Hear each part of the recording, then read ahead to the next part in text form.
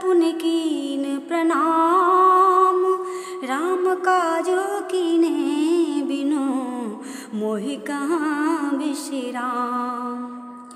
हनुमान जी ने हाथ से छूकर उसे प्रणाम किया और बोले, हे भैया, राम जी का कार्य किए बिना मुझे विश्राम कहाँ है। जाते पवन सुत देवन देखा, जाने कहाँ बल बुद्धि विशेषा, सुरसा नाम आहिन के माता, पठेन आई कही ते ही बाता। हनुमान जी को जाते हुए देखा तो उसके विशेष बल व बुद्धि को जानने के लिए सुरसा नामक सांपों की माता को भेजा। उसने हनुमान जी के पास जाकर के ये बात कही, आज सुरन मोहि दीन आहारा, सुनती बचन कह पवन कुमारा, राम काज कर फिर मैं आवो, सीता कसुधि प्रभु ही सुनावो। आज देवताओं ने मुझे अच्छा भोजन दिया है। यह सुन हनुमान जी हंसकर बोले, श्री राम जी का कार्य करके लौट आऊं और सीता जी की खबर प्रभु को सुना दूं। तब तब बदन बैठियऊँ आई, सत्य कहो मोहि जान दे माई, कवने हूँ जतन देह नहीं जाना, ग्रस सेना मोहि कहु हनुमाना। तब आकर के तुम्हारे मुख में बैठूंगा। हे माता, सच कहता हूँ, मुझे जाने दो।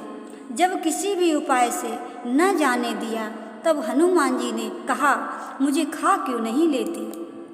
जो जन भरते ही बदन पसारा, कपितन की न दुगुन विस्तारा, 16 जो जन मुख ते ही ठयऊ, तुरत पवन सुत 32 भयऊ। उसने योजन भर का मुंह फैलाया। तब हनुमान जी ने अपने शरीर को दूना बढ़ा लिया। उसने 16 योजन का मुख किया तो हनुमान जी तुरंत 32 योजन के हो गए।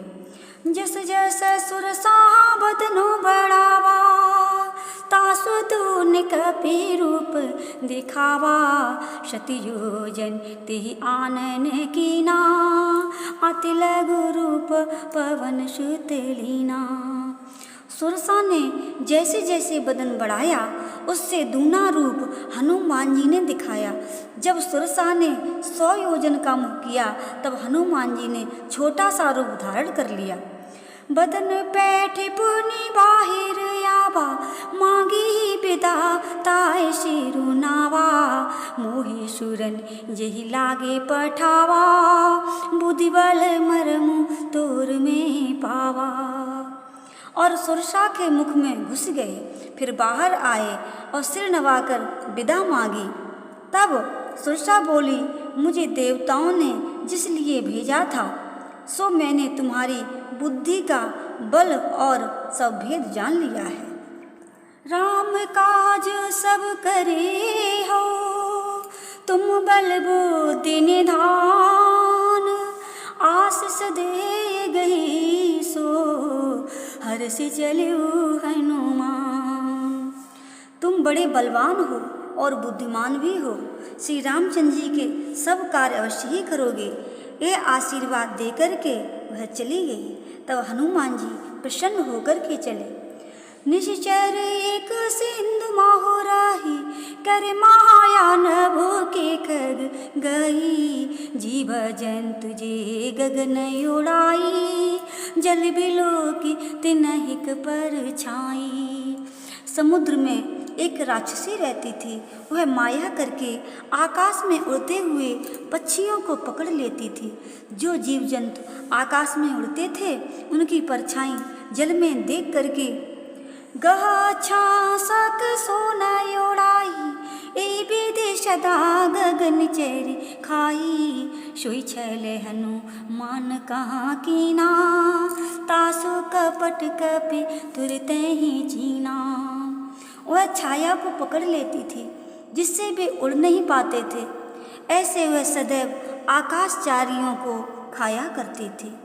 वही कपट हनुमान जी से भी किया तो हनुमान जी ने उसे पहचान लिया। ताहे मारे मार मारुत सोत बीरा, बारे दे पार गयो मति धीरा। तहाँ जाय देखी वन शोभा, गुंजत चंचरी मधुलोहा। और उसे मार करके पवन पुत्र धीर बुद्ध महावीर जी समुद्र के पार जा पहुँचे। वहाँ जाकर के वन की शोभा देखी, शहद के लोभ से भौरे गुंजार रहे हैं। नाना तरु फालो फूल सुहाए, खग मृग वृंद देखि मन भाए। शैल विशाल देखे कयागे, तापर चाय चढ़ुए त्यागे। भांति भांति के वृक्ष फल फूलों से सुशोभित हैं। पक्षी एवं पशुओं के झुंड देख करके हनुमान जी के मन को सुहाने लगे। आगे बड़ा भारी पर्वत देख करके उस पर हनुमान जी कूद कर चढ़ गए। उमान कछु कपि के अधिकाई, प्रभु प्रताप जो काले खाई। गिर पर चढ़ लंका तह देखी, कहीं ना जाए अति दुर्ग विशेषी। हे पार्वती, इसमें हनुमान जी की कुछ बड़ाई नहीं है। ये सब प्रभु का प्रताप है जो काल को भी खा सकता है। पर्वत पर चढ़ करके हनुमान जी ने लंका देखी। बहुत बड़े किले का वर्णन नहीं किया जा सकता। अति उतंग जल निधि चाहूँ पासा, कनके कोटि कर परम प्रकाशा। वह कोट बहुत ऊंचा है, चारों ओर समुद्र हैं। सोने के किले के कंगूरे बहुत चमकीले हैं। जय श्री राम।